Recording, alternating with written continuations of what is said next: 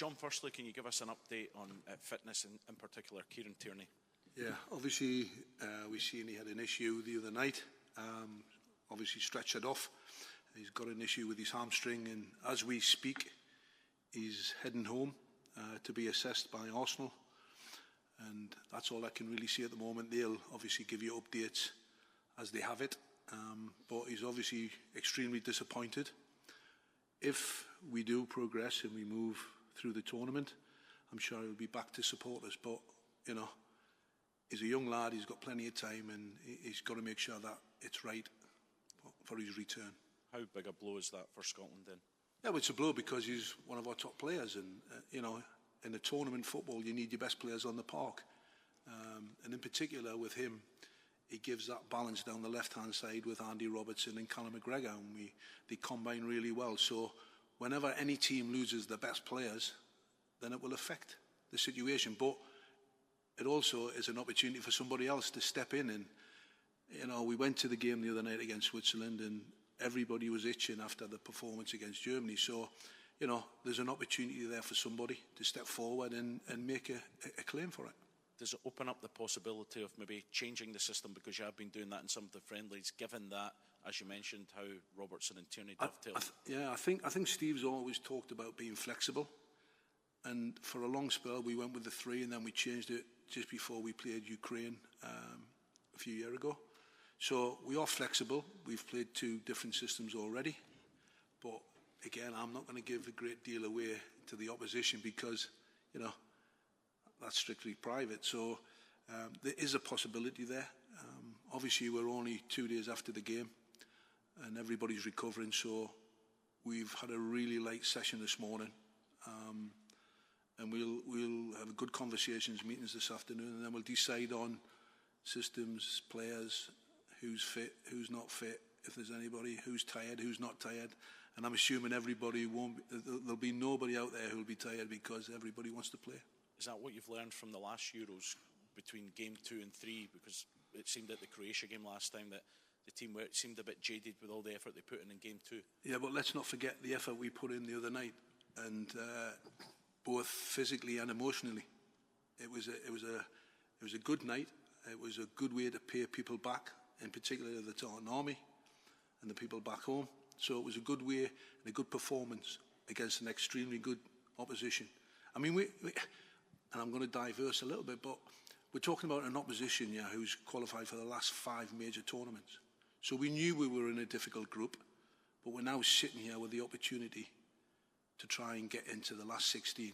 And getting into the last 16 is extremely difficult as well because we've never done it before, because it's hard. So we know what's ahead of us against an extremely good team, well organised by the Italian coach. You can see that in their team, but they also have individuals who are very good. So we know we're in for a tough game, but if you had said to us, we still have a chance of qualifying going into the last game, snap your hands off. John, just following on from that, you got to such a fantastic emotional and physical intensity the other night. How difficult is it to back that up so quickly? Yeah, sometimes it is difficult, but I think the disappointment from the first game balances it out, I think. And again, we've already talked about, we learned from the experience the previous time, because let's not forget, we went to Wembley, got a 0-0 draw, so the emotions were high. And so we've learned from that, because we went into the Croatia game and we were a little bit flat.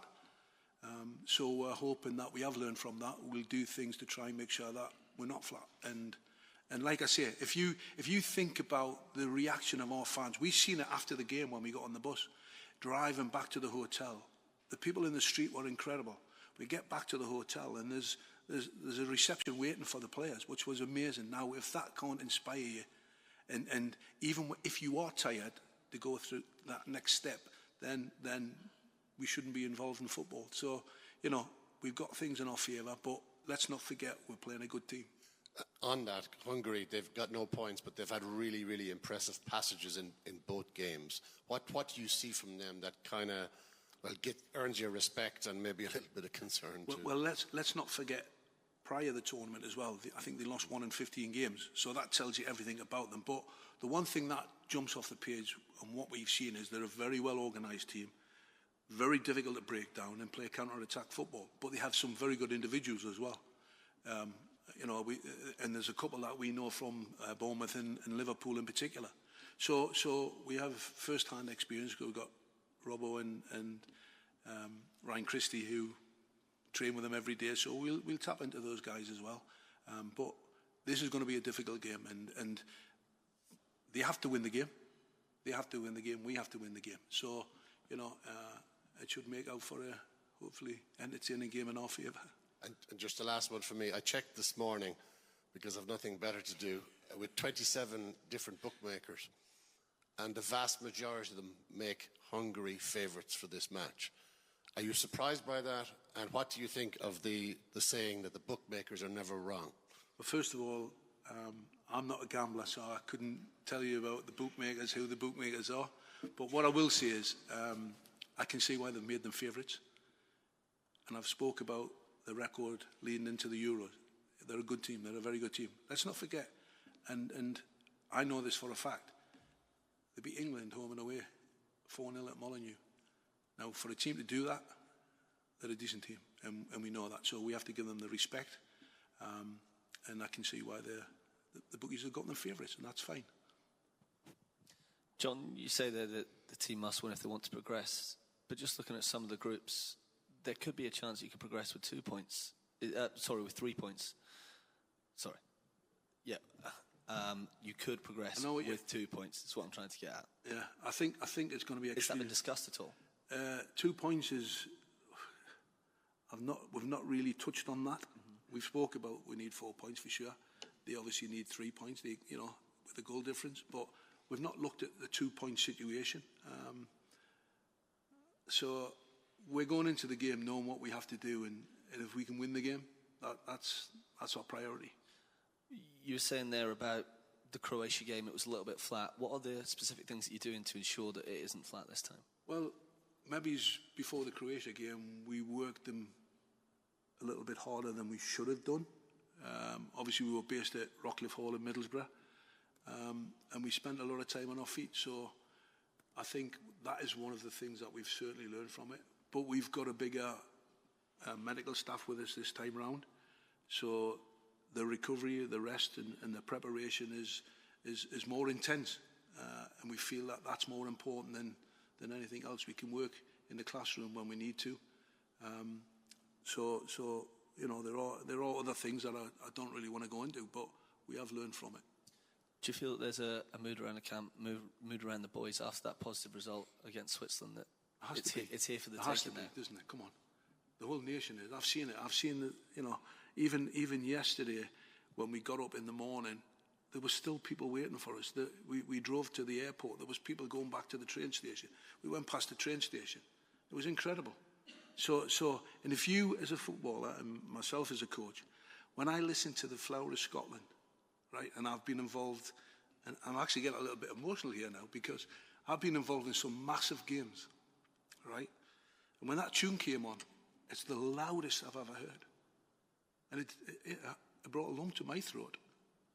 So if that can't inspire these guys after what they did the other night, then, we may get beat because the opposition are better than us. But it won't be for the want of trying, for sure. You expecting it to be even louder on Sunday? I hope so. Because we need them. And they're massive. They're massive for us.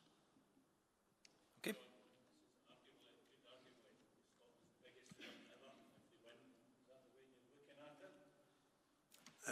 Well, we can't hide away from it, can we? Because it's true, it's fact, it's out there. So let's see how the game develops and plays out. But all these guys, if we do it, we'll be the first team to do it, and people remember the team that do it the first time round. So that's what they've got to think about in the back of their heads. These guys have gotten us to this tournament, and we've deserved to be here. And it's been those guys who've put all the work and the effort in to get us where we are. Why can't we go one step further and take it to that next level? Because that's what we want. We all want that. And there's no reason why we can't after what we saw a couple of days ago. Okay, last couple from the floor. Yeah, a question from Hungary. That I can ask you for a quick analysis. That how do you consider the performance of the Hungarian national team in the Euro? Do the Hungarian national team plays how you expected before the tournament, or do they underperforming in your point of view? No, I think they've been slightly unfortunate. I saw the second half in particular against Switzerland, where they were on the front foot. They've got an exciting team.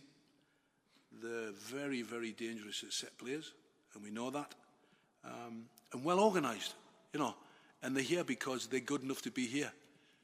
They might be a little bit disappointed with the results, but they still, in the back of their minds, be thinking, we can still qualify for this. So they're not dead and buried. They're not out of the tournament yet. And they'll still have hope from their previous record leading into the tournament because they are surrounded with good players. You know, they have a coach who's experienced, well respected in the game. And you can see that in the way the team play. And they've got guys they can rely on the bench to come in and affect the team. Very similar to ourselves. So, you know, they're not out of it completely. And we know we've got a difficult game. Could it be an important factor that probably the Scottish players have a better physical condition? Well, it'll be interesting to see. I mean, the game against Germany was slightly earlier than us, so they've had a little bit more time to recover. But, you know, when you're putting massive amounts of effort in, it does take it out of you. So it's how you recover, how you rest and recover to go again. Okay, last one, Siobhan. Hi, John. I just wanted to ask about some of the conversations that have been had around Scott McTominay taking set pieces when he is such an attacking threat. Can you explain to us how that came around? Yes, but I've got to be really careful here because we've got guys from Hungary listening to what I'm saying. So I don't really want to show my hand, if that makes sense. We can have a conversation after the Euros for sure, but I don't want to really go into too much detail about that. Fair. Thanks. No, there's only Ryan Jack's a little bit under the weather. So we'll just keep an eye on his situation, but everybody else is fine.